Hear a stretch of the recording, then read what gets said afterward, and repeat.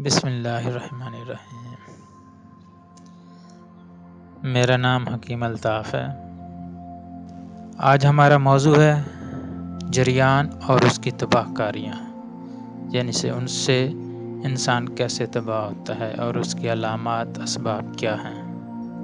مباشرت کے بغیر بلا خواہش خود بخود مادہ منویہ کا اخراج ہونا جریان کہلاتا ہے۔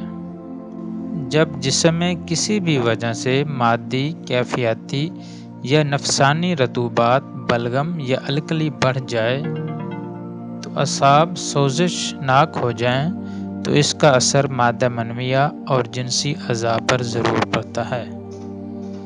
جریان منی کی صورت میں مادہ منویہ کے اخراج کے ساتھ ساتھ رطوبت غریزیہ اور رطوبت غریبیہ بھی خارج ہوتی رہتی ہے، جس سے بہت خوفناک اثرات بدن پر مرتب ہوتے ہیں۔ اعصابی تحریک سے مریض کے خیالات منتشر رہتے ہیں، مریض چڑچڑا ہو جاتا ہے، جھوٹ بولتا ہے، عضلاتی تسکین کی وجہ سے بہت نروس ہو جاتا ہے اور کوئی دائمی یا جسمانی محنت کا کام نہیں کر سکتا۔ ذرا سی محنت پر سانس پھولنے لگتا ہے، نیند اڑ جاتی ہے، تھکاوٹ بہت رہنے لگتی ہے، کمر درد، نظر کمزور، ہیموگلوبن کی شدید کمی، ہاتھ پاؤں میں جلن، جنسی مخالف سے نفرت ہو جاتی ہے۔ اس مرض کی ابتدا میں اعصاب میں سوزش، عضلات میں تسکین اور غدد میں تحلیل ہوتی ہے۔ تحریک اعصاب سے مادہ منویہ مسلسل بن کے خارج ہوتا رہتا ہے۔ عضلاتی تسکین سے، اس میں تیزابیت سے اس میں گاڑھا پن نہیں رہتا، جبکہ تحلیل غدد سے منی میں ٹھہرنے کی صلاحیت نہیں رہتی، جبکہ اگر یہ مرض پرانا ہو جائے تو مسلسل اخراج سے جسم میں پانی، الکلی اور نمک صفرا، رطوبت غریبیہ اور رطوبت غریزیہ کی شدید کمی ہو جاتی ہے، جس سے خون کا قوام گاڑھا ہو جاتا ہے۔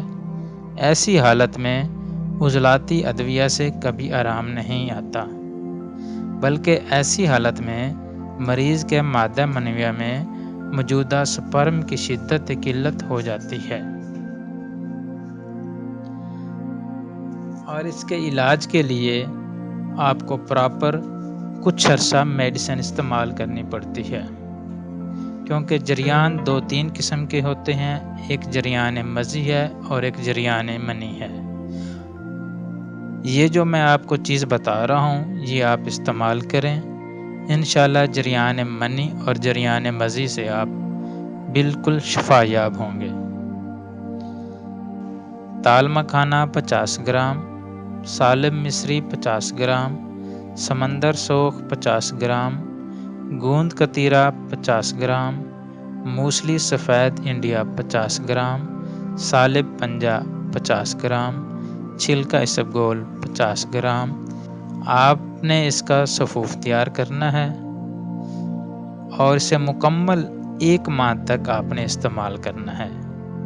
اس کے استعمال کا جو طریقہ ہے وہ یہ ہے کہ رات کو آپ تقریباً ½ کلو دودھ لیں، اسے اچھی طرح آپ بوائل کریں اور اس کی 20 گرام کی مقدار آپ نے دودھ میں ڈال کے اسے ہلکا ہلکا ہلاتے رہنا ہے۔